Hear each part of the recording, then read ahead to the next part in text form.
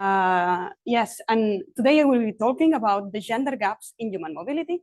And Germans pointed out that I study human behavior in general, but during my PhD, I focus particularly on human mobility and those gender gaps. But why is it important to study human mobility from a gender perspective? Yes, so we're all constantly on the move, being it whether biking to work or going to buy some groceries or even going to pick up our kids from school. And human mobility research has already shown that we're actually all very predictable. If I would ask you, what did you do in the last 2 weeks, I could get a fairly good guess on what you're going to be doing today. But of course, we are still all quite heterogeneous. We are not all just doing exactly the same. And if you try to think about what could make me different from somebody else that I know about, you might start thinking about the difference in the responsibilities that you have.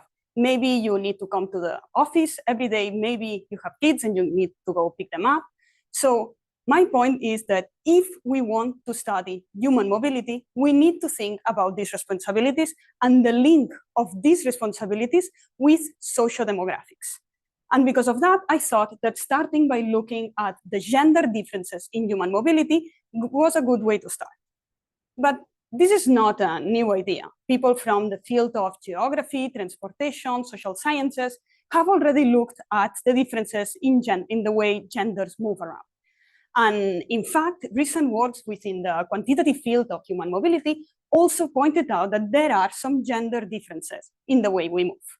But generally, the current studies that we have focused either in a particular city or in a particular mobility metric that they study. And we want to do this, but in a large scale. We want to test different mobility metrics, different countries, and validate if these gender differences in mobility are sustained. To do so, of course, we need a bunch of data. And we started by using a smartphone dataset that has around 1 million users. And this dataset is global in the sense that we have more than 15 countries all around the world. It goes from 2017 to 2019, so COVID is not included in this dataset. And we have information about the apps that people use, also their physical activity in terms of the number of steps that people did, and some information about sleep patterns. And something that is very important for me and my research is that we have the self-reported gender as male or female. And maybe let's just start looking at some data. So here you can see two networks of visited locations, one for a male in orange and one for a female in purple. And very strikingly, in these particular examples, you can see quite some big differences. But let's start by some simple facts. We found that on average, females travel 4 kilometers less weekly than males and spend 1 hour more at home than their male counterparts. Of course, these are only averages, but still they are quite striking numbers. And they are even more so when we figure it out that these gender differences were maintained when we looked at different countries, different age groups, and within different urbanization levels. So we see that this is a big issue, that we need to tackle it, but instead of just describing what this issue, the quantification of this issue, that is also important, we need to start asking questions on what are the factors amplifying the gender differences and what are the factors that maybe we should look at to minimize them. To do so, during my PhD, I've defined 3 different areas that I would like to touch upon. These areas are the role of work, so the role of commuting from home to work every day, the role of parenthood, so how much having a kid influences your mobility and how much it does so for males and females separately, and finally the role of space, trying to understand if the cities we live in influence these gender differences in mobility. And in today's talk, I would like to have a focus on the role of work, and I would like to show you some research that is still very much in progress, so any feedback is more than welcome. And depending if we have time or not, I will just show you one quick slide from the other 2 projects that I'm also working on. So yeah, let's start with the role of work. As I mentioned before, there's previous literature that have highlighted that we are all very predictable. But many of the papers related of this high predictability has emphasized on the idea that we are predictable in grand part because of our work commute. So how much we go to work or not influences how predictable we are.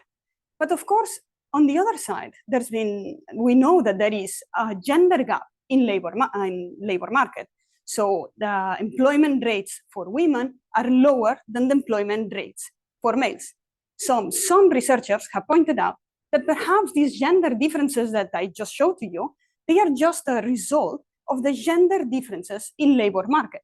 So in other words, it could be that we see gender differences only because there are differences in the market labor. And if we would control for the employed individuals, so people that do follow the same routines, we would not see any of these gender differences. And since this is just an hypothesis, we decided to put this onto test. But to do so, the first thing that we need to do is to identify if a particular individual commutes to work or not. To do so, we take the same individual and we started by using some home and work algorithms that, in fact, we have a paper that I will be presenting in NetMock in 2 weeks from now, that we're gonna talk on home and work detection algorithms. But the idea of this algorithm is mainly that we start by finding if the most common location at night, and we say, okay, this is home. And then if we're able to find another location that is highly visited and for a long periods of time during traditional working hours, we say that this user is constrained to work schedules. If we cannot find it because this individual actually goes to very different places within the week, we say, okay, this user simply is not constrained by these work schedules. And with this basis, we can now analyze the differences between these two. And one thing that I want to point out is that there's many studies that have looked into the commuting patterns and how people commute to work and how much their mobility is influenced. But there's very little literature that focuses on the unconstrained, those individuals that actually do not follow these regular patterns to go to work. So I would like to stop a moment from the gender differences and to focus on the differences between constrained to work and unconstrained to work. And to do so, we can start by looking at traditional mobility metrics. So probably you heard about them already. I'm gonna focus on 3 key mobility metrics. The first one, the radius of gyration, that tells us about how far people travel.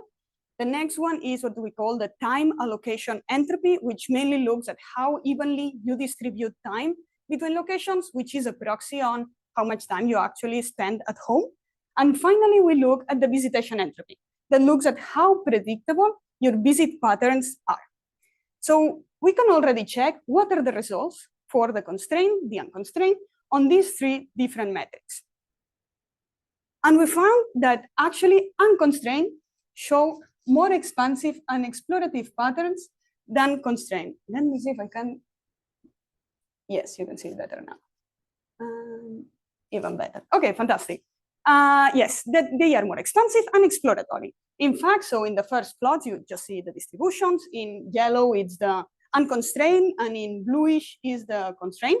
And below, you just find the fractions of individuals normalized by the volume of people we have, constrained or unconstrained, by the different percentiles of the distribution. So clearly, you can see that in this side, the unconstrained dominate this tail. And it's interesting to see that they follow expansive behavior, as shown by the radius of gyration, but it's also interesting to look at the time allocation entropy, because we see that actually they dominate both tails of the entropy. So it's not enough that we just talk about averages when talking about mobility. We need to look at what happens on the tails of these distributions, because now we can see that in fact, unconstrained are more heterogeneous. They can either stay all day at home, or they can actually spend their time quite evenly among all their locations. And finally, we looked at the visitation entropy. And here, this plot suggests that unconstrained have a higher entropy than constrained, meaning that their visitation sequences are more complex. But let's focus for a second on what does the visitation entropy actually mean? Because the visitation entropy, yes, now you can see. Yes, so actually the visitation entropy, the way we're calculating it, is just the Shannon entropy as formulated, labeled as the uncorrelated entropy and the limits of predictability in human mobility paper. And this is a well-used metric that is very helpful to aggregate what's happening, but it does contain a lot of information. So sometimes you are shading together many different things. And the first thing that happens is that in the Shannon entropy, if you visit a lot of different places, this entropy is going to go up, regardless of how complex or not are your visitation patterns. In fact, we calculated that if we focus only on the repertoire, meaning the number of unique locations that you visit, or the activity, meaning the number of stops that you're doing over your day, actually we can predict the entropy with an 88% accuracy. Yes, so let's check first if these differences that we see on visitation entropy, how are they reproduced on the differences in activity and repertoire? So we find that, yeah, indeed, unconstrained are more active and visit more locations. In this plot, you can see the different quantiles for repertoire, again, the number of unique locations, and the quantiles for activity. And mainly the colors show if the fraction of users for constrained and unconstrained is higher for constrained or higher for unconstrained. And you clearly see that there is a correlation between activity and repertoire, and that there is a clear split with constrained falling more on this side and unconstrained on this one. And actually, we decided that if we want to understand if there are differences on the visit sequences of these individuals, we need to control for activity and repertoire. So we decided that we are going to focus on those individuals on the streams. Let's compare if the entropy levels are still different for those that we label as inactive exploiters and for those that we label as active explorers. And we actually find that when focusing on these two particular groups, the differences on entropy are maintained. This means that there is something different between the two groups, regardless of the amount of places they visit.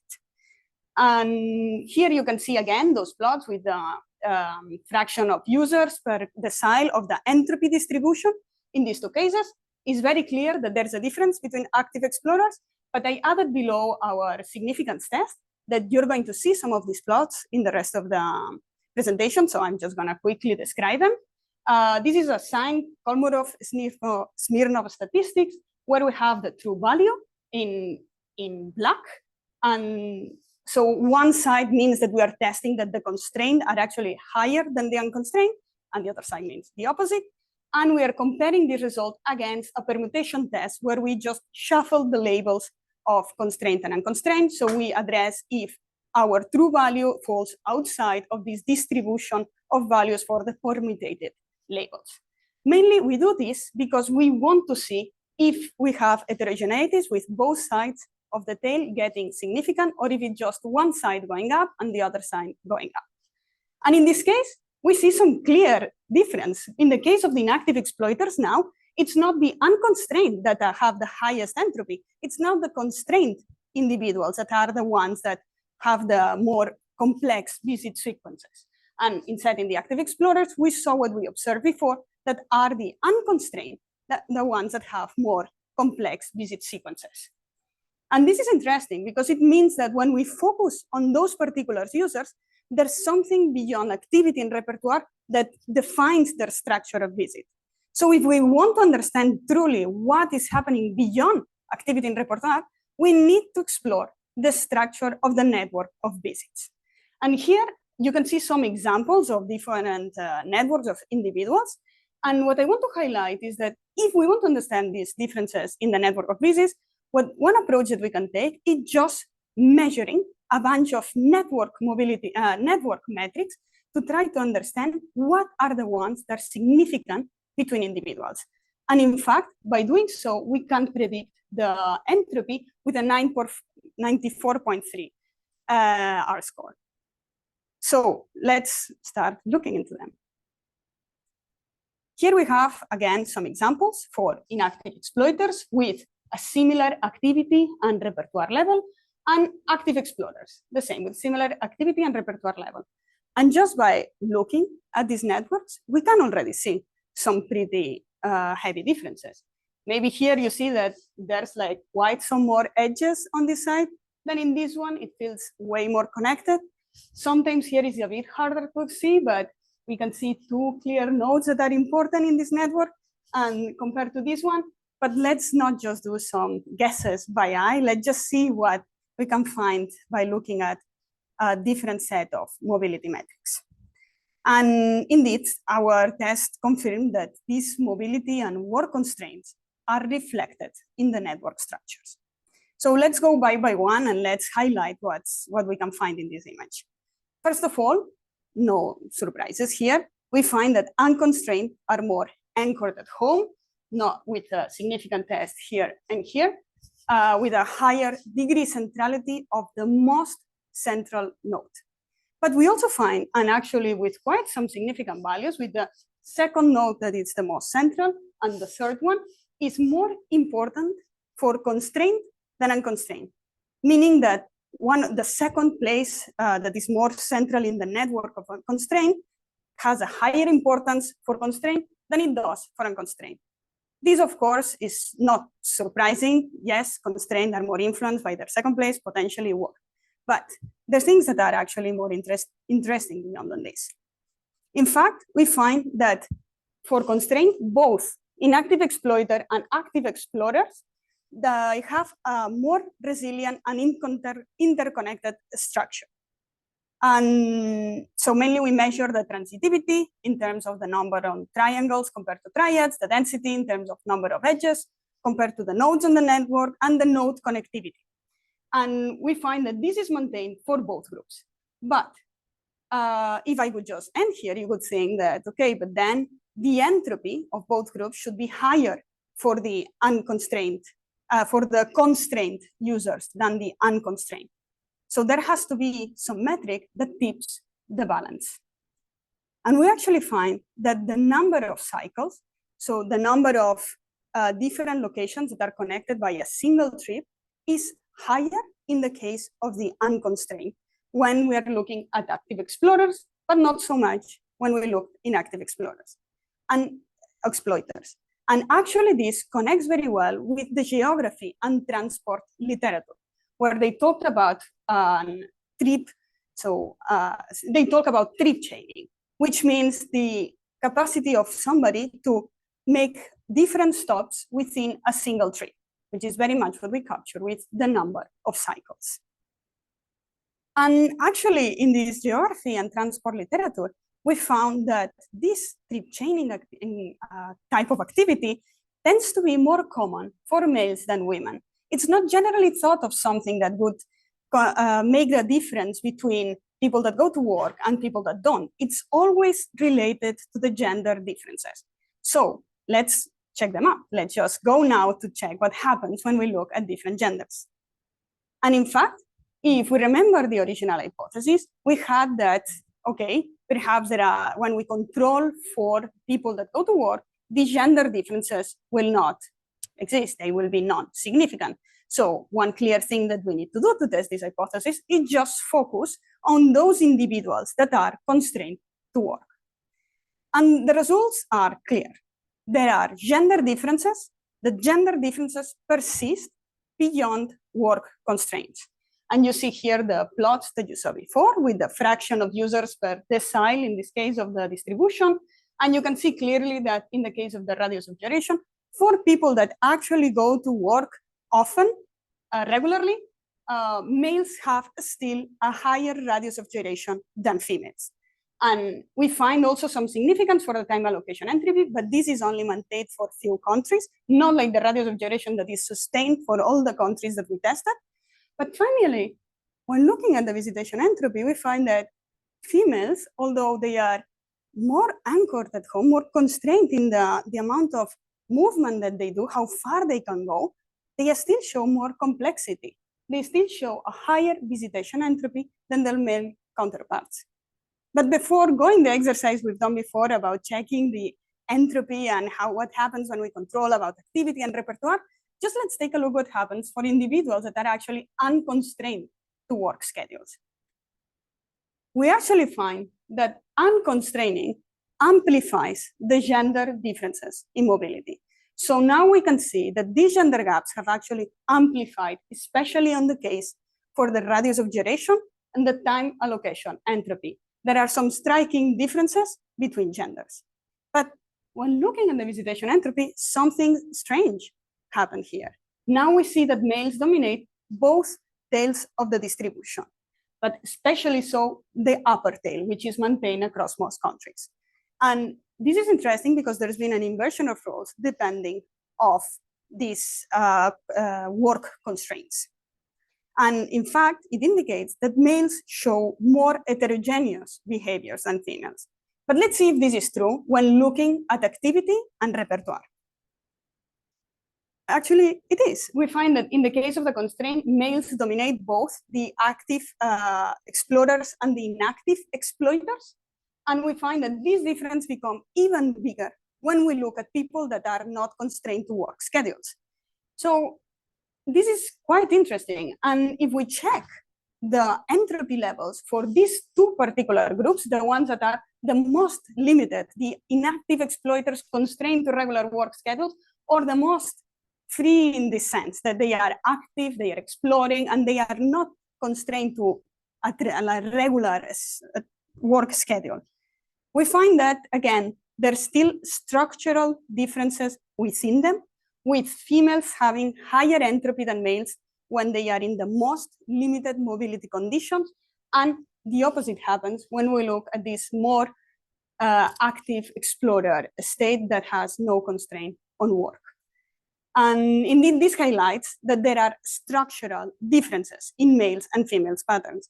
But we also started wondering, like, we see these strong heterogeneities between male. They are either inactive exploiter or they dominate the active explorer, and it's consistent between constraint and constraint. So we started wondering, is there something to do that males are more influenced by their constraints to work? What would happen if we observe someone that suddenly changes their status, that suddenly they are laid off or they just stop going to work regularly? So we tested if by focusing on this subset of individuals that change constraint status, if the differences for males were different or affected differently than the effect that it had for females. And actually we found that unconstraining has a stronger effect in males' mobility. So here you can see a plot with the 3 months before a change happened and 3 months after, just to say that this change was stable, that it lasted for more than 3 months. It's not just going on vacations kind of change. And we look at the differences between, again, the radius of gyration, time allocation, and visitation entropy. During this month, there was a constrained status, and on the other 3, there was an unconstrained status. And we see that it's significantly males have a stronger effect on their mobility when they become unconstrained. Their mobility changes more. But let's go back to what we found interesting. Let's see how are the gender differences reflected in network structure. Let's use the plots that we had before, but now instead of testing differences between constrained and unconstrained, let's test gender differences. First, let's take a look at the centrality differences. We find that men are more attached to work or other key secondary locations than females are in all different subsets. So regardless of their exploratory patterns or if their constraints available, they are more linked to their secondary location. Instead, we find that women are more anchored at home in all the cases except the inactive exploiter constraint, where men and women are equally anchored at home. But yeah, so this is interesting, but if we look at other metrics, we find that actually between constrained and unconstrained, there are some differences. When constrained, we find that indeed women show higher tendency to trip chain. So we can validate those findings from the early geographers from the 60s, that indeed when women have to go to work, they tend to connect more trips before they go back home. And we see this in their higher number of cycles in their network, but as well in their higher node connectivity.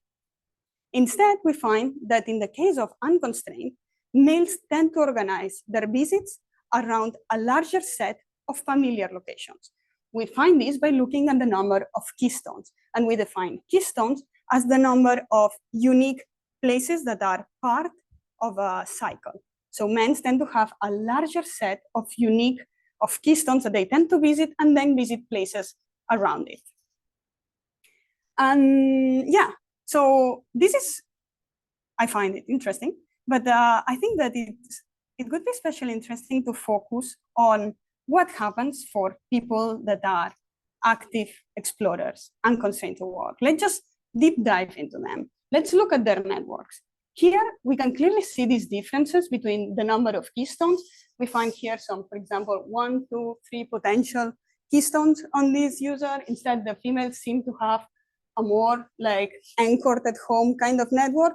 Could it be that these differences that we see already in this network structure, are they hinting at some differences on navigation capabilities? We tried to assess the differences in navigation using 2 different approaches. First, we looked at the mean first passage time, so just taking being unaware of the network structure and having a random walker go around the network and just measuring the mean first passage time across all nodes. And then we take an aware approach. So we measure the global efficiency defined by Vittorio Regulatora, and we compare the shortest path distance between the nodes in our real network and against an ideal case that we defined as a completely connected network. And actually we find that indeed female networks are easier to navigate.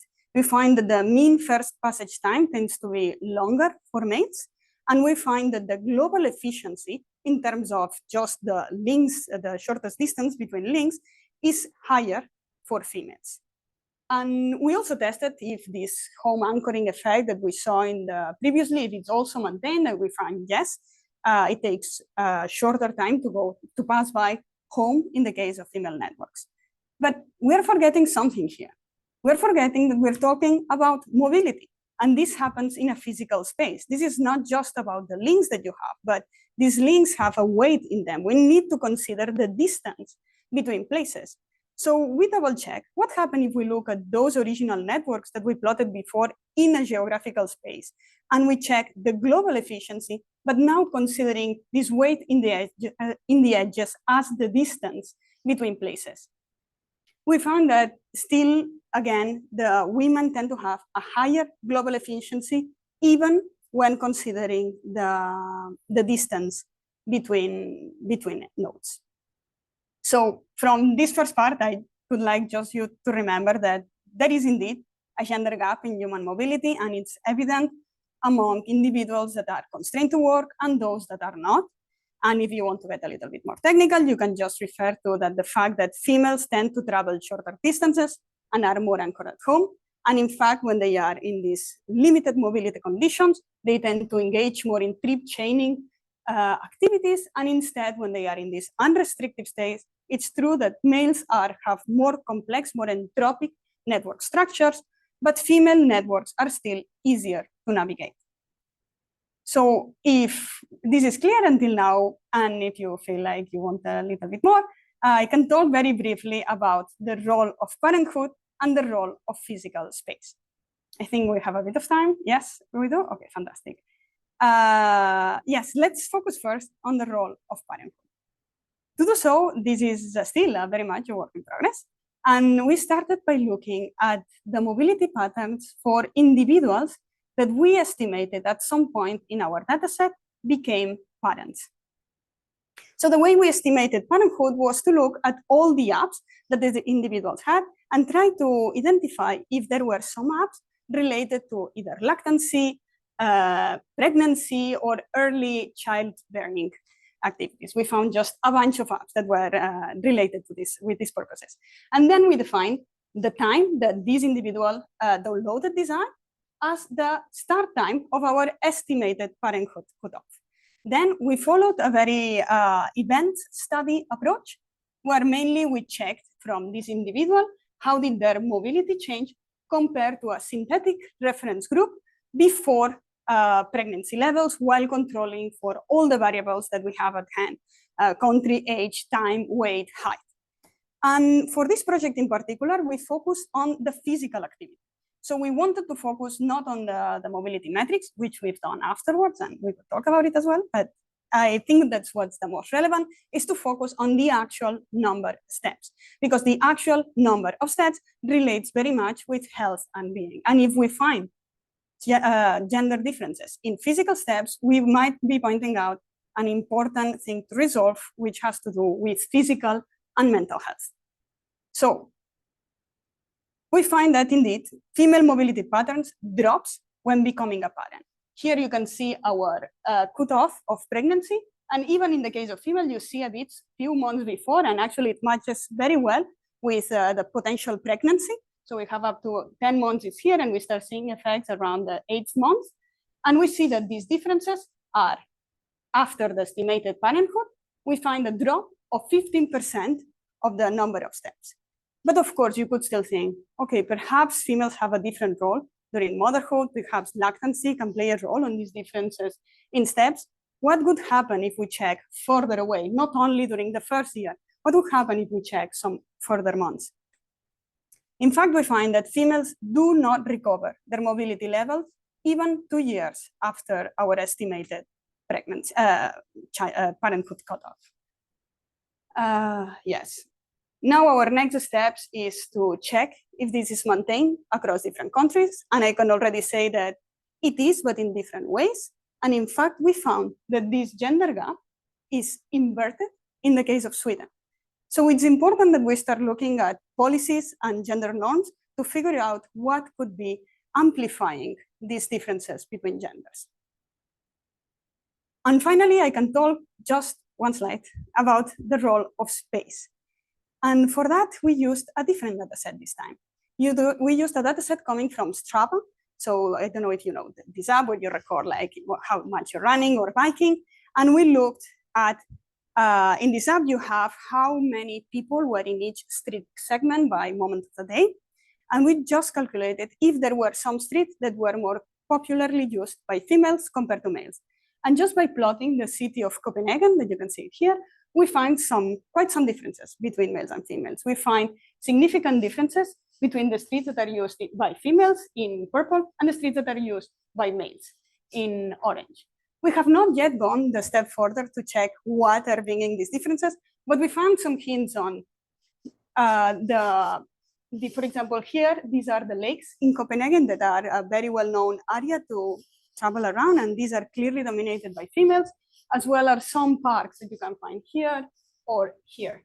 So maybe nature has something to do with it, but of course, we don't know yet. These are only guesses. But yeah,